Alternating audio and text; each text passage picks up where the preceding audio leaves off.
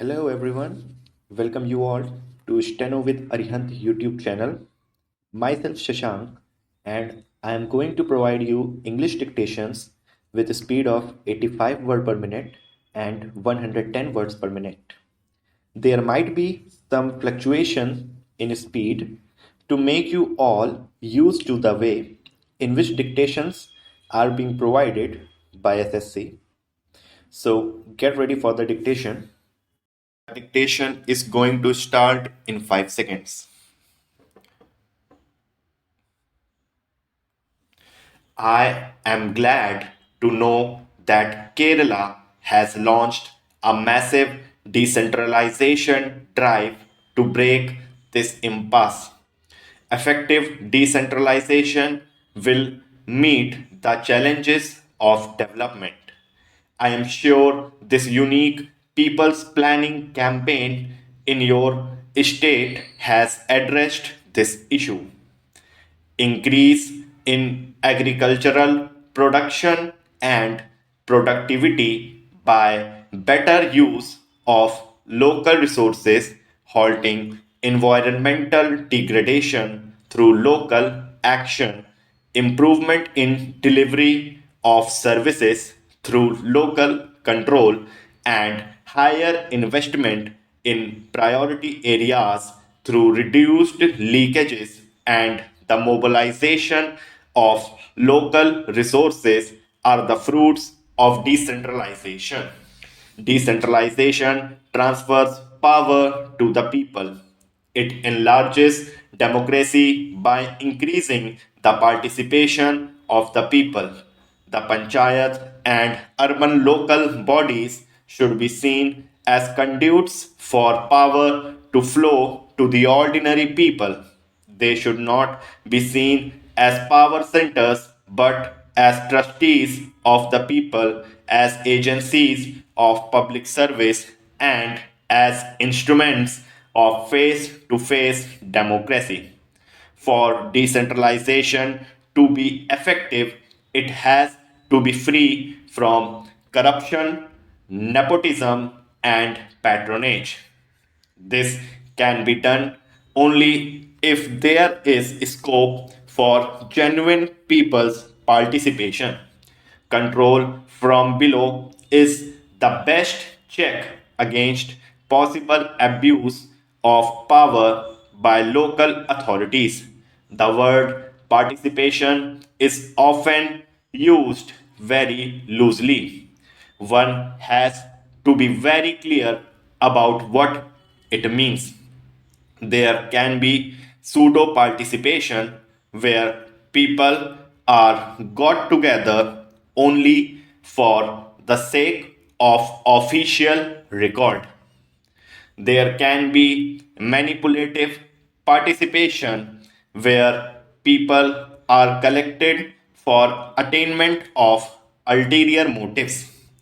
Genuine participation involves not merely giving a voice or the freedom to air opinions, grievances, and demands.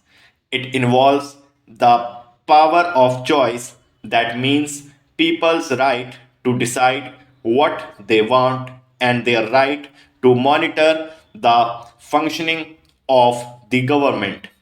The Gram Sabha, where all the electors get together, becomes a critical institution of democratic decentralization. However, there is a danger of the Gram Sabha degenerating into a body of approvers or an idle group of persons. Organizing women is one of the best ways of avoiding this danger.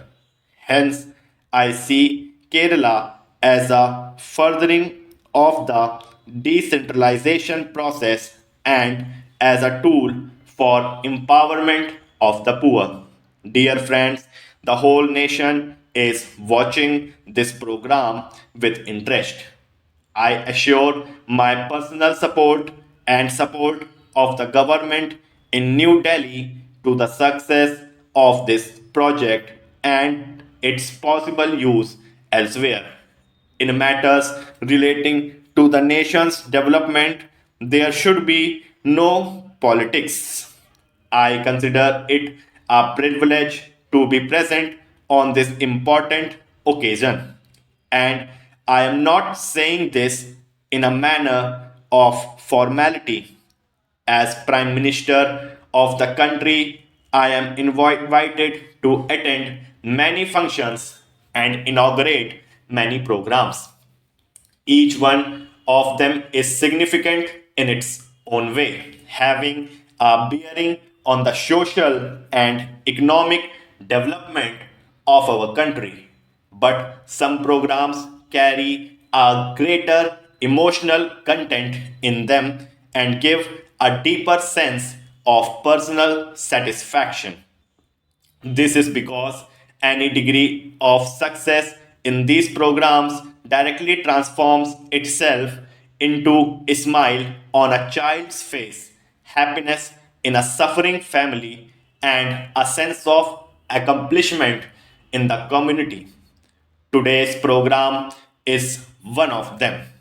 As I inaugurate the National Pilot Project for Early Intervention to prepare the mentally challenged persons to integrate with family and community, my heart is filled with a gratifying belief. It is the belief that here is a good deed where the government can indeed show that it has the ability to make a difference in the lives of the most neglected and marginalized section of our society.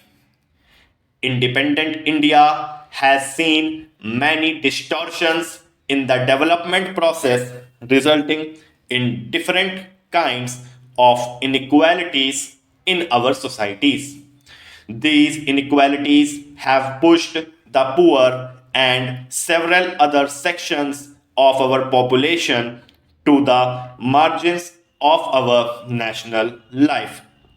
But when we look at the mentally challenged persons in our midst, and I am using the term mentally challenged deliberately as a more suitable substitute to the description mentally retarded, we find that they live on the margins of every section of society, including those that are themselves marginalized. Bearing happy exception, mentally challenged persons live a life of exclusion as much in a rich community as in a poor community. With exclusion comes apathy and indifference and even callousness. This deepens the distress of those suffering from developmental disabilities. Here, I would like to draw attention to an important difference between the treatment a mentally challenged person receives within their family and the community. Family is still a strong institution in India, even though it is coming under many negative pressures, especially in cities and towns. Values such as love and care are still fairly deep rooted in the family structure. Hence, mentally challenged persons receive affection and assistance in many families. But the same cannot be said about the community. The rapid erosion of a sense of caring and empathy in our community life is the most painful feature of present day social life in India. This lack of caring and sensitivity manifests itself most starkly in the treatment given to disabled. Thank you everyone. The dictation has been provided in the PDF form in the given description box. If you find the video useful, press the like button, do subscribe the channel and hit the bell icon to get all new updates. Thank you.